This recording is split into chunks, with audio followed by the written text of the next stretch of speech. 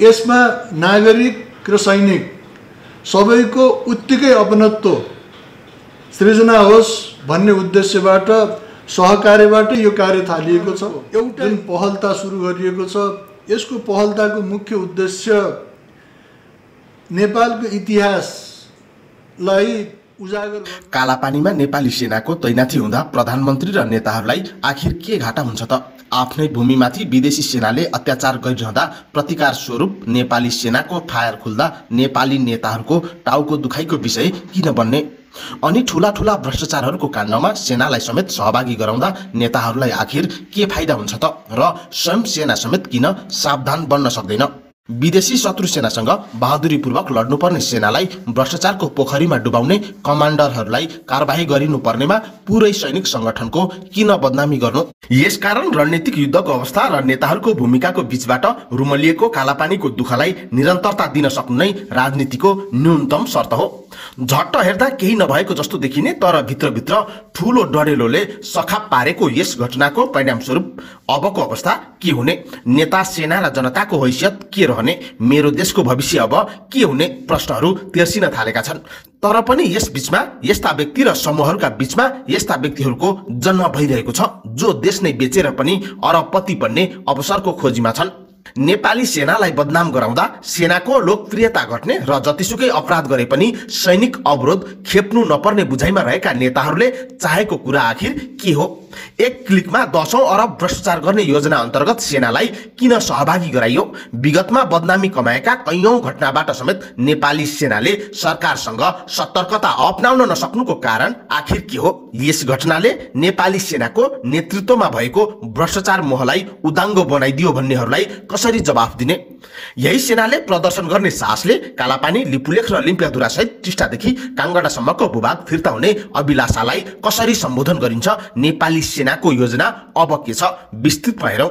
सर्वोच्च अदालतले गरेको फैसलाले केपी शर्मा ओलीले गरेको प्रतिनिधि सभा विघटनको कदमलाई अवैधानिक घोषणा गरिदिए सँगसँगै संकटमा परेको सरकारले सैनिक मुख्यालयमा आयोजित कार्यक्रमबाटै राष्ट्रवादको प्रशंसा योग्य नारा लगाएको थियो।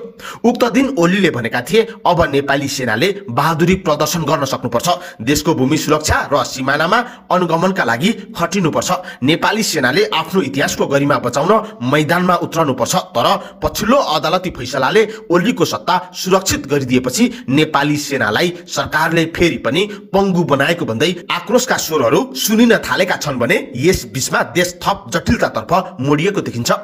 प्रधानमन्त्रीको निर्देशन बमोजिम नेपाली सेनाले आदेश माग्ने सम्भावनालाई ख्याल गर्दै काठमाडौँ निजगढ फास्ट ट्र्याक निर्माणमा भएको भ्रष्टाचारमा नेपाली सेनाका हाकिमहरूलाई सहभागी गराएर सैनिक संगठनलाई नै विवादित गराएको प्रति नेपाली सेनाले बदला लिने त्रास पनि उत्तिकै छ। फास्ट ट्र्याक निर्माणमा खटिएको सेनाले देखादेखि 10औं अरब भ्रष्टाचार गरेको पाइएपछि संसदको लेखा समितिले प्रश्न उठाएको थियो र माहौल फेरि तात्न पुग्यो। झट्ट हेर्दा नेपाली सेना एक्लैले यति ठूलो भ्रष्टाचार गरेको देखिए पनि रक्षा मन्त्री र प्रधानमन्त्रीको समर्थन बिना हुन नसक्ने विज्ञहरू बताउँछन्। यस भ्रष्टाचार सम्बन्धी मुद्दामा सेनालाई कारबाही गरिएको खण्डमा यदि सेनाले यस भित्रका थप यथार्थहरूका प्रमाणहरू समेत सार्वजनिक गरिदियो भने नेताहरू समेत नाङ्गिन सक्ने स्थितिलाई कसरी ढाकछोप गरिन्छ, यो विषय झनै रोचक र खेदजनक रहेको छ। यद्यपि नेताहरूले बनाएको भ्रष्टाचारको षड्यन्त्रमा नेपाली सेना बारम्बार किन सहभागी हुन्छ? यस अगाडि कोरोना परीक्षण सम्बन्धी उपकरण खरिदमा समेत सेनाको आवरणमा खरबौं रकम भ्रष्टाचार गरिएको घटना बाहिरिएको थियो। तर पनि नेपाली सेनाले यस पटक समेत सचेतता अपनाउन सकेन, भ्रष्टाचारको मोहबाट टाढा बस्न सकेन।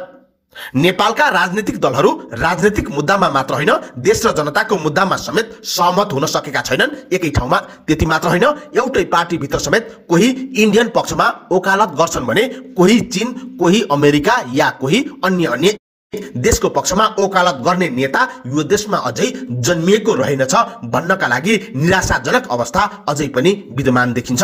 तर नेपालका राजनीतिक दलहरू आपसमा जति झगडा गरे पनि इन्डियाको स्वार्थ पूरा गराउन भने सधैँ सहमत रहँदै आएको इतिहासलाई भुल्न सकिन्न। इन्डियाको पुलिसले खारेज गरेको हतियार समेत महँगोमा किनेर चलाउनु पर्ने परिबन्धमा बाँधिएको नेपाली सेनाको तागत कति छ त? प्रविधि र हतियार बिना लड्ने हो भने हरेक एक नेपाली सेनाको जवानले 100 जना इन्डियन सेनाको जवानको सातो उडाउन सक्नेमा दुई मत छैन। नेपाली सेनाले हतियार बनाउने गरेको कारखानाको गुणस्तर कस्तो छ?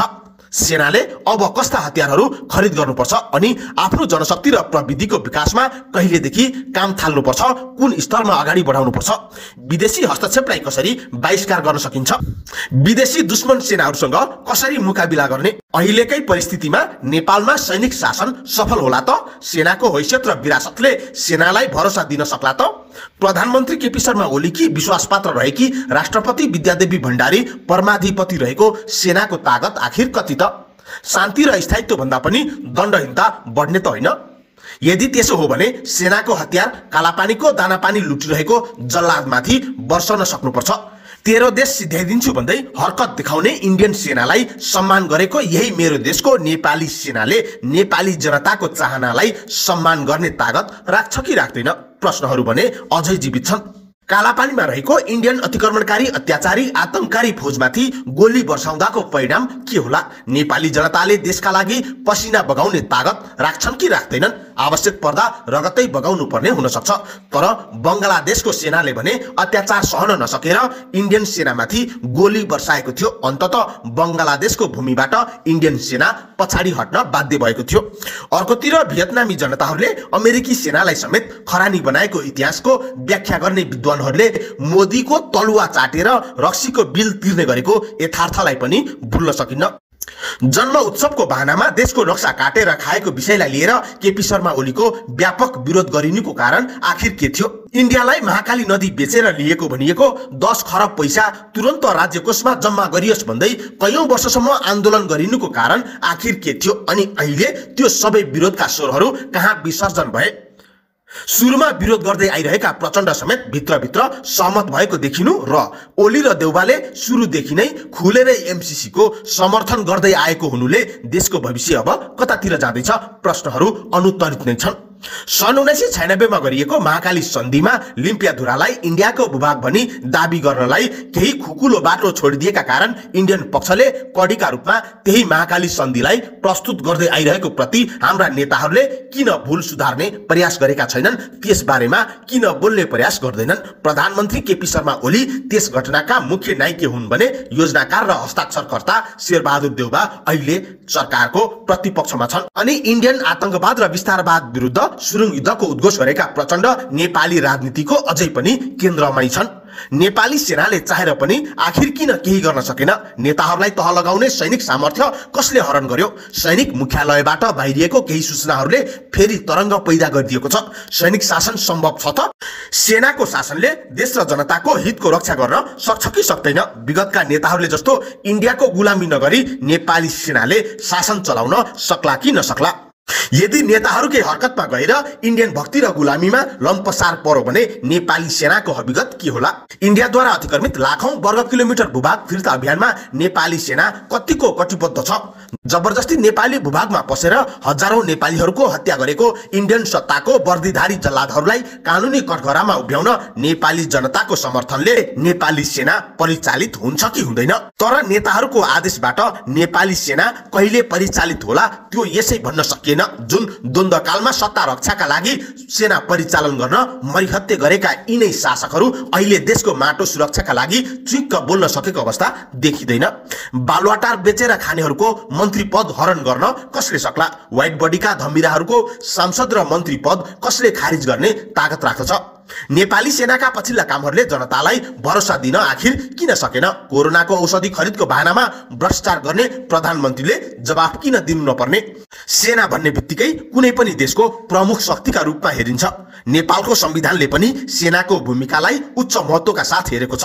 संविधानको संरक्षक रहेकी राष्ट्रपति विद्यादेवी भण्डारी नेपाली सेनाको परमाधिपति समेत हुन्। यसकारण नेपाली सेना संविधानको रक्षक पनि हो, देशको अखण्डताको रक्षक पनि सेना नै हो। संविधानलाई मान्य हो भने नेपालको लाखौं वर्ग किलोमिटर भूभागमा इन्डियाको आतंक र अत्याचार विद्यमान रहँदा सेनालाई निन्द्रा लाग्ने स्थिति नरहनु पर्ने हो। सेनाले आफ्नो अधिकार र जिम्मेवारीलाई साँच्चै देशप्रति समर्पित गर्ने हो भने महाकाली नदी बेचेको बहानामा कालापानीमा इन्डियन फौजको ब्यारेक बनाउन सहमति जनाएका शेरबहादुर देउबा र केपी शर्मा ओली अहिले सेनाको हिरासतमा कोर्रा खाइरहेका हुने थिए। एमसीसी को विरोध गरे जस्तो देखाएर भित्रभित्र समर्थनको भाषा बोल्ने प्रचण्डलाई हतकडी लागिसक्थ्यो होला। एमसीसी मा हस्ताक्षर गर्ने देउबा र अनुमोदनको ठेक्का लिएका केपी शर्मा ओलीलाई सुली चढाइन्थ्यो होला। तर इन्डियाको स्वार्थपूर्तिका खातिर सेना र देशका सबै जस्तो राजनीतिक दलहरू एकै ठाउँमा उभिनुको कारण राष्ट्रिय महत्त्वले कहिल्यै स्थान पाउन सकेन।